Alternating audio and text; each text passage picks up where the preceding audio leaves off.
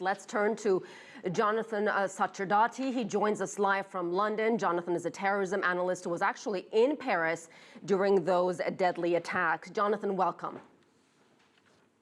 Thanks for having me. How significant is the fact they caught Abdeslam alive? It's incredibly significant. If you think about the 4 months plus period during which he's been hiding, this is something of a coup for the intelligence services across France and Brussels and also in Europe in general. This has been public enemy number one, the man they wanted to catch. And by catching him alive, they're hopefully going to be able to extract further intelligence from him and cross-reference it with other sources they have, including those leaked ISIS documents recently with so many names of other people who are suspects now for engaging in terror activities. Really, it's a bit like a jigsaw puzzle. By putting together all the different pieces, they're able to broaden the picture and get a fuller idea of what's going on.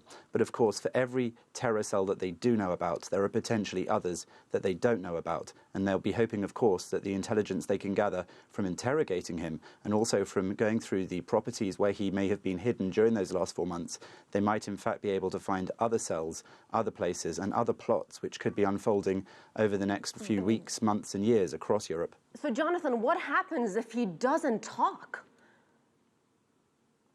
Well, of course, we know that these sorts of terrorists had training in Syria and in the Middle East for their actual attacks. It's likely that they may have had training on how not to talk. But what we do know about this particular suspect is that he is the one who didn't detonate his suicide vest, which indicates that maybe he actually is somebody who is somewhat weaker than the others. He might be more inclined to talk. And even if he doesn't provide very much information, going through the places where he has been hiding, looking through his computers, his mobile phones, anything else that intelligence services can get their hands on, will help them to figure out where other people are, who's been protecting him, and to complete that jigsaw puzzle. And of course, there were other arrests. They will be able to use information from each one of those people against the other to try to encourage them to speak. This sort of intelligence has been mastered in countries like Israel, who've been fighting these sorts of jihadi attacks for years, and those sorts of techniques are going to be needed now increasingly in Europe, where we're seeing these attacks taking place. In Israel, they tend to capture these sorts of terrorists within the following days after attacks. Europe has a lot of catching up to do, and in a way this is something of a failure as well as a success, because of just how long it's taken. Well, that was going to be my next question. How does a man that many refer to as the most wanted man in Europe go under the radar for 4 months? Well, the techniques used by these terrorists tend to be sticking close to people they know well, perhaps people they've known all their lives. That could be family members or it could be childhood friends. And that seems to be what's going on here. The others who have been arrested with him, we've been told in the press conference just recently, were members of the same family, potentially, who had been hiding him.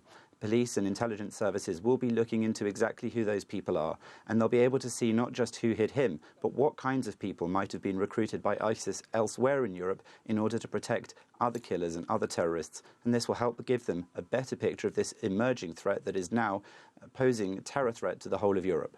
Jonathan, are you concerned at all about what this man has been doing the last 4 months? Is there a sense, perhaps in the intelligence community, among investigators, that he could have been plotting other attacks?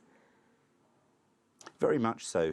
That raid that took place on Tuesday, which eventually, almost accidentally, led to today's capture, actually turned up some weaponry, quite a lot of weaponry, in that apartment on Tuesday and hidden elsewhere. Now, that indicates that these terror cells were not simply lying low, hiding dormant after having managed to evade detection on his part after the November attacks, but they were potentially planning more. And ISIS has made it clear in their propaganda that they wish to carry out more spectacularly large attacks on other European targets, with intelligence sources here in the UK openly telling the press and the public that there could in fact be more attacks of that spectacular enormity taking place here in the United Kingdom, which is still at the second highest terror threat level that is possible in this country. All right, we'll leave it at that. Jonathan Sacerdoti, we certainly appreciate your time, sir.